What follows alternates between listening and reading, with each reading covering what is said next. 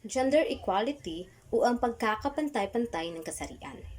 Alam naman natin na ang babae at lalaki ay may kanya-kanyang gampanin sa buhay at lipunan.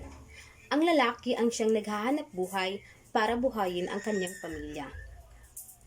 Subalit sa paglipas ng panahon at pagdating ng mga makabagong teknolohiya, parami ng parami ang mga babae na siya na ang nagtatrabaho para sa pamilya. Kung noon, maraming mga trabaho na angkop lamang sa mga lalaki tulad ng pagiging sundalo at pagiging piloto. Ngayon, ang mga trabahong ito ay pwede na sa mga babae.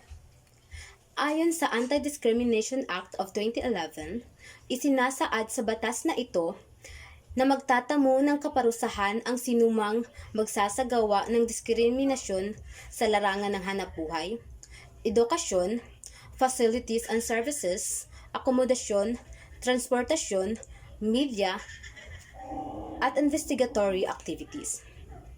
Ang gender equality ay hindi lamang sumasaklaw sa mga babae at lalaki, kundi pati na rin sa mga lesbian, gay, transgender, queer, intersex, and asexual, o mas kilala natin sa tawag na LGBTQIA+.